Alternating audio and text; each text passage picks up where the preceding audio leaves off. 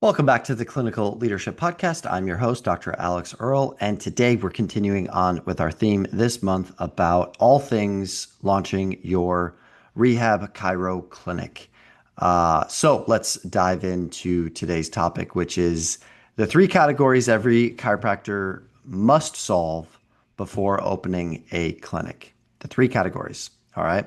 And let's start with something honest. Most chiropractors who dream about opening their own clinic are not afraid of the work, but they are afraid of missing something important.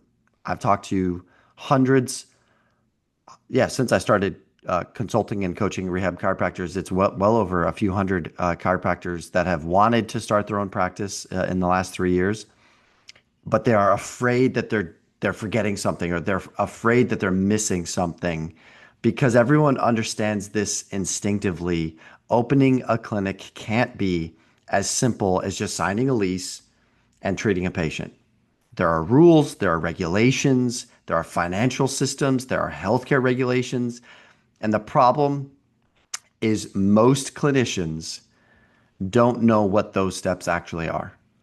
They know that they're out there, but they don't know what they are. So today I want to give you a small framework, that simplifies this entire process, because I've done it for dozens of clients over the last 3 years already. When you open a clinic, there are really only three categories of things you must solve before you can responsibly run your business. There are federal requirements, there are state requirements, and then there are healthcare regulations, healthcare requirements. And once you understand those three buckets, the entire process becomes that much clearer. So let's start with number one. Number one, federal requirements. This is the part where the federal government recognizes your business as an official entity. Without this step, your clinic doesn't technically exist in the eyes of the IRS. This includes things like registering your business for a tax ID or a tax identification. This is where you obtain an EIN, which stands for an employee identification number, right? We're no longer putting things on our personal social security number, because we're putting money and our tax liabilities through a business now. All right, more on that later. But an EIN is now the game, not a social security number, an EIN. Understanding how your clinic revenue will be reported to the government. That's how I want to just pause here for a second and say, seek advice from an attorney in your state and or a very experienced accountant on the pros and cons of starting a business as an LLC. In some states, you cannot open healthcare businesses as LLCs, but they have to be personal LLCs. So they have to be PLLCs. Texas is one of those, for example. Okay, but discuss with your attorney, discuss with your accountant the tax liabilities and the tax differences on an S corp versus an LLC. I've had both, and there are pros and cons of each of them. It really comes down to your preference and the advice that you're given by an attorney and an accountant.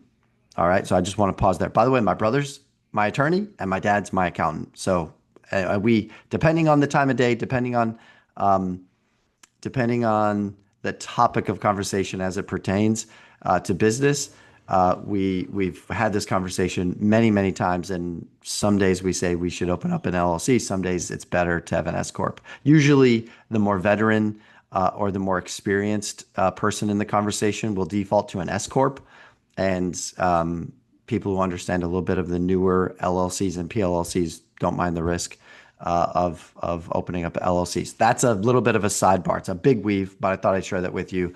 That all comes into play. All right. My recommendation is, if you're going to get started, you're going to be small, you're going to be a solopreneur, open up an LLC. All right. Open up an LLC. All right. Back to this. So if skipping any parts of these or misunderstanding any parts of these, it poses a potential threat. I should say threat. That's kind of it poses risk. Okay, when it comes to taxes and compliance and financial reporting later. So that's why this federal registration is one of the first categories that must be handled with correctly. Okay. Number two, state requirements. All right, state requirements. And this is kind of random, but I heard this when I was teaching a dry needling course in Alabama, that if a patient pays you prepays you a package, let's say you're cash based, if they pay you a package payment, right? So a payment in full, but you have yet to serve or fulfill on the session's part of your treatment plan. That money that goes to the business has to go into an escrow account according to Alabama law. Correct me if I'm wrong if you're in Alabama, but I learned that when I was in Alabama teaching a course, right? So that was new to me. But at the same time, there are individual state requirements that you need to be very, very aware of. All right. One of the best places to find out your state's specific regulations is to go to the state's website. Your state board, it could be a state board of chiropractic examiners. It could be in Illinois, it's the Illinois Department of Financial and Professional Regulation. It's whoever you get your license through. All right. And also make sure that you are licensed in that state. That's a component of being, that's one of the categories of a state requirements. You need to be licensed in that state. All right. But I'm licensed in Illinois, Tennessee, and Georgia, and all three of them have had very different requirements on what it takes to even obtain a license in these states. But the scope of practice and also the business regulations are listed on those states' websites. So this is where, if you go through the state requirements, this is where your clinic becomes legally registered in your state. Okay. This process is separate from federal registration, right? Your tax ID, that's federal. All right. Your NPI, where you are registered in a national provider registry. Okay, that's a federal thing. So this is different. Okay, your state needs to know, number one, that your business exists. Number two, how it's structured. Number three, who owns it, right? And number four, how it operates within the state's regulations. So this is where things like forming your business entity happens. This is, again, a similar conversation to what I mentioned earlier, that this is like an LLC or an S corp, okay, and how those decisions affect your clinic. All right, the state needs to know that. All right. Number three, category three, healthcare regulations. The third is standard for healthcare providers. Okay. This is where your clinic becomes capable of actually treating patients. All right. Because healthcare business has responsibilities beyond a typical small business. You do need systems that allow you to document patient care. If you take insurance, you need to be able to look up and get third-party services such as Availity or Office Ally.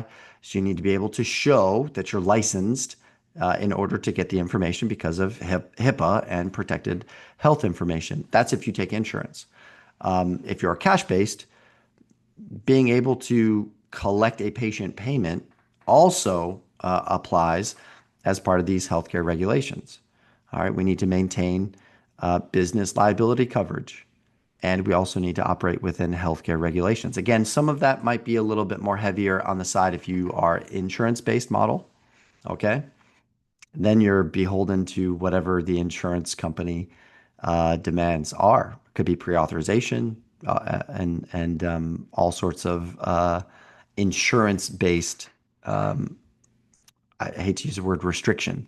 All right. But this category includes everything required to operate a business, a healthcare business safely and responsibly. Without this layer, the business might technically exist, but it can't actually operate as a healthcare practice. So this is where most chiropractors feel overwhelmed, is in this moment right here. They got the idea down. They want to launch a practice. They don't know what to do.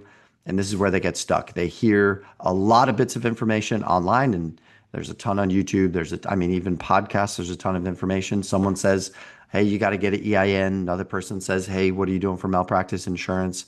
Another says, hey, here's a code for my EHR. You could get your first month free. There's a lot of information out there. So it feels like dozens of little disconnected tasks. But when you organize the process into these three categories, it becomes a lot more manageable, right? So just as a review, federal, state, healthcare regulations. Super simple, all right? And within each category, there are specific steps that have to happen. And that's exactly why I'm hosting the live training next week, 1 week from today. I'll be hosting the DC to LLC framework. It is a launch guide, how to launch your practice and fulfill those three categories in 7 days or less. How to get a bank account, right? I'll go through the whole checklist on what needs to happen, every single step that's required to responsibly open up your dream rehab chiropractic clinic. Not general ideas. This is the actual line by line checklist. All right. What you must do and in the order it must happen, and how clinicians can go from the idea of owning a clinic to actually opening their doors. How about that?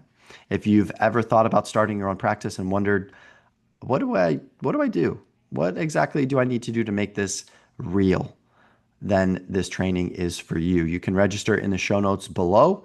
And as a bonus, for everyone who attends the live training, I'll also give you a copy of my Rehab Chiro launch checklist. This is the exact document that outlines every single step. I've coached dozens of new to business rehab chiropractors, and it is yours. It is comprehensive. It is complete. If you just check every box, you are good to go.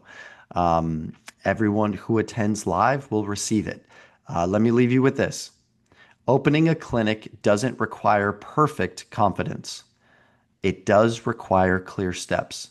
Once you understand the sequence, the process becomes far less intimidating. If building something of your own is something you've been thinking about, I hope you'll join us on March 25th. Thanks again for listening. I'll see you guys next time. Bye.